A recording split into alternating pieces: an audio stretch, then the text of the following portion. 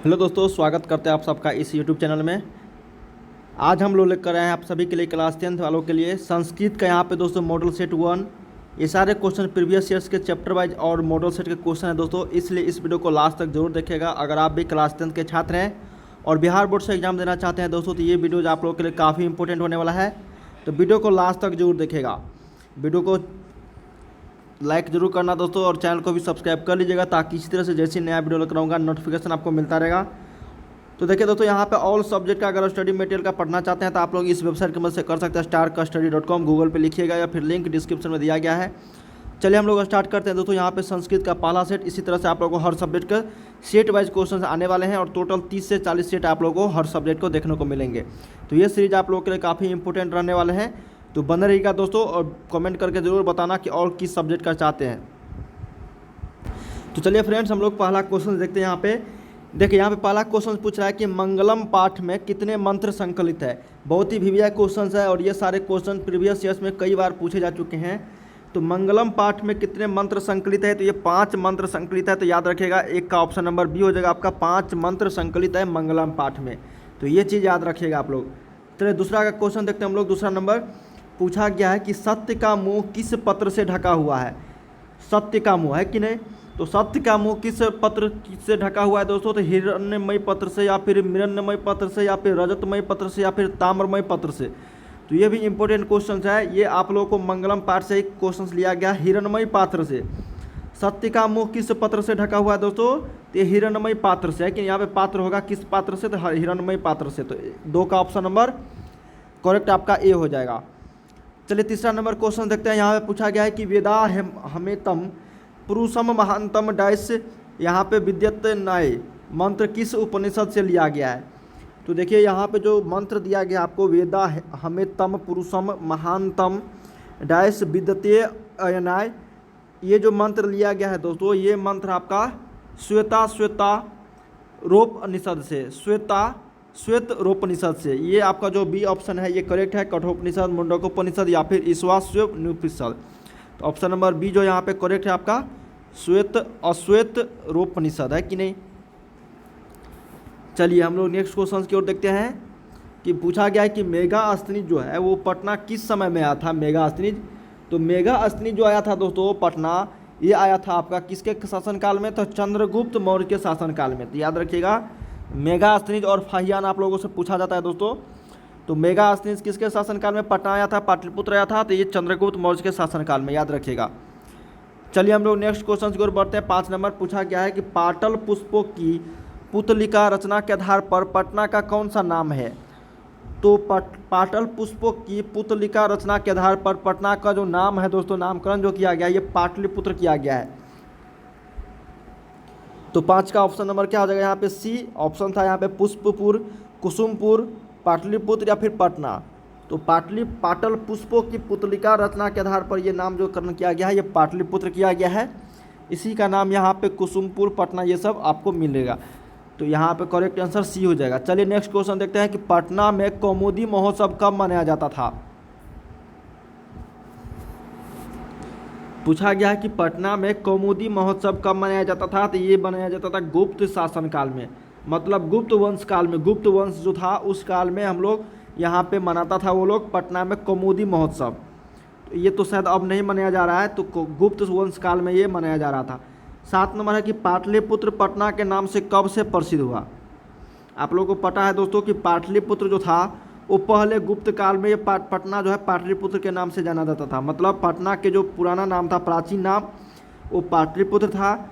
लेकिन पटना के नाम से कब से प्रसिद्ध हुआ, मतलब कब से जाने जाना लगा, ये आप लोगों से पूछा जा रहा है। तो ये हुआ था मध्यकाल में। प्राचीन काल में नाम था इसका, आधुनिक काल में तो पटना ही है और मध्यकाल में भी पटना ही था।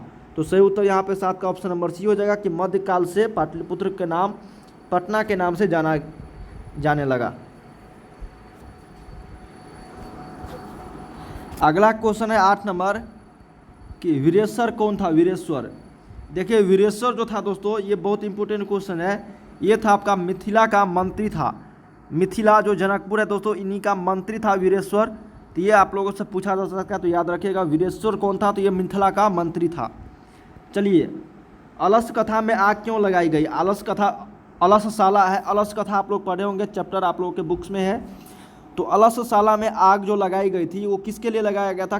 ताकि आलसियों की परीक्षा करने के लिए, या फिर आलसियों को भगाने के लिए, फिर अलसशाला की संपत्ति को हड़पने के लिए, फिर इनमें से किसी के लिए नहीं। तो अलसशाला में आग जो लगाई गई थी ये लगाया गया था आलसियों जो था 3 आलसी, उसकी परीक्षा करने के लिए अलसशाला में आग लगाया गया था, ताकि वो लोग भाग सकते हैं या फिर क्या दूर भाग जाते हैं या फिर सामान लेके भाग, ये सब चीज़ के लिए अलसशाला में ये आग लगाया गया था आलसियों की परीक्षा करने के लिए। चलिए हम लोग 10 नंबर क्वेश्चन देखते हैं दोस्तों। अगला क्वेश्चन है यहाँ पे कि याज्ञवल्क्य ने आत्मतप की शिक्षा किसको दी गई थी? याज्ञवल्क्य ने आत्मतप की शिक्षा किसको दी थी?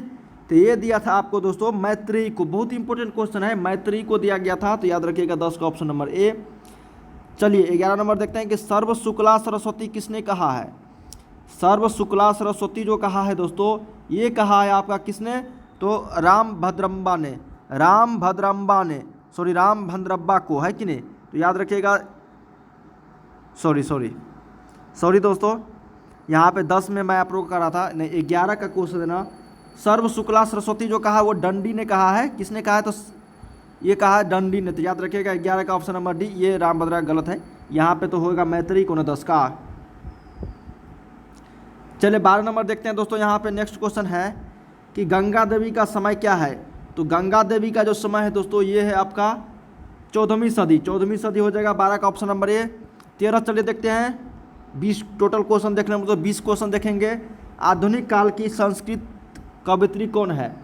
क्या क्वेश्चन है कि आधुनिक काल की संस्कृति कवित्री जो कौन है दोस्तों, ये आप लोगों से पूछा जा रहा है। तो ये हो जाएगा आपका पंडिता क्षमाराव। पंडिता क्षमाराव किसके गीत देवता भी गाते हैं?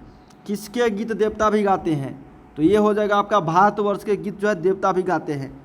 चलिए 15 नंबर क्वेश्चन देखते हैं कि प्राचीन संस्कृति की पहचान किससे होती है? प्राचीन संस्कृति की पहचान जो होती है वो संस्कारों से होती है। तो 15 का ऑप्शन नंबर बी हो जाएगा संस्कारों से। देखने ही से लग रहा है आंसर।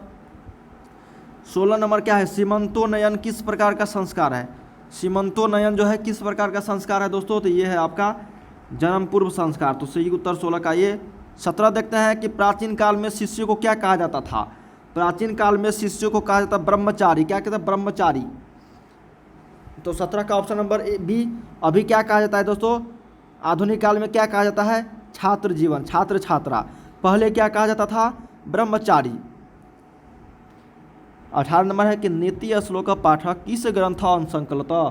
तो नीति श्लोक पाठक किस ग्रंथ से लिया गया है दोस्तों? यही तो पूछा गया है। तो ये है हो जाएगा आपका विदुर नीति से। बहुत ही वीवीआई क्वेश्चन। 19 नंबर है कि स्वामी विवेकानंद के बचपन का क्या नाम था? तो स्वामी विवेकानंद जी का जो बचपन का नाम था दोस्तों वो आपका मूल शंकर, शंकर, शिव शंकर, उमा शंकर या देव शंकर। तो क्या था दोस्तों? ये था आपका मूल शंकर। मूल शंकर जी जो था वो स्वामी विवेकानंद जी, स्वामी दयानंद के बचपन जी का नाम था, बचपन का नाम था स्वामी दयानंद जी के। तो क्या हो जाएगा यहाँ पे 19 का ऑप्शन नंबर सी, मूल शंकर जी। 20 नंबर बता दे क्या? मंदाकिनी वर्णनम पाठक के कवि कौन है?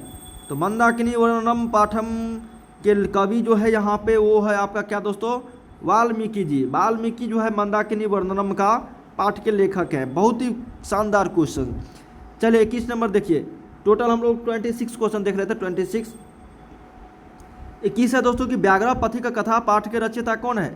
तो व्याघ्र पथिक कथा के रचयिता जो कौन है दोस्तों, यही तो पूछा जा रहा है। तो ये होगा नारायण पंडितम। नारायण पंडित के द्वारा लिखा गया है व्याघ्र पथिक कथा। 22 है कि कर्णस्य दान वीरता पाठ किस ग्रंथ से संकलित है? तो कर्णस्य दान वीरता जो है वो किस ग्रंथ से संकलित है? तो ये हो जाएगा आपका कर्णभार से। बहुत ही इंपॉर्टेंट है, कर्णभार से। न्याय दर्शन के प्रवर्तक कौन है? न्याय दर्शनम के प्रवर्तक कौन है? तो ये हो जाएगा आपका कपिल, गौतम, कनाद या फिर पतंजलि। तो न्याय दर्शन के जो प्रवर्तक है ये आपका हो जाएगा क्या? गौतम। गौतम जी को माना गया है न्याय दर्शन के प्रवर्तक। चलिए बताइए 24 नंबर कि आर्यभट्टियम किसकी रचना है? आर्यभट्टियम किसकी रचना है? तो ये हो जाएगा आपका आर्यभट्ट की। आर्यभट्ट लिखा गया ना, तो ये आर्यभट्ट के द्वारा ही लिखा गया है। चलिए 25 बताइए। तो 25 बताइए यहाँ पे कि निर्मलम का संधि विच्छेद क्या होगा? निर्मलम का तो नी जोर मलम होगा ना, निर्मलम, तो 25 का ऑप्शन नंबर ए। 26 देखते हैं कि पूषण जोर अपावृणु, अपावृणु की संधि होगी, मतलब दोनों को जोड़ दे, संधि विच्छेद ये था, ये संधि विच्छेद है, इसको संधि करना, दोनों को जोड़ना है, तो क्या होगा, इसका हो जाएगा आपका पूषण पावृणु, ऑप्शन नंबर बी जो है करेक्ट हो जाएगा यहाँ पे। ये संधि विच्छेद था आपको, और ये संधि में आपको बताना था।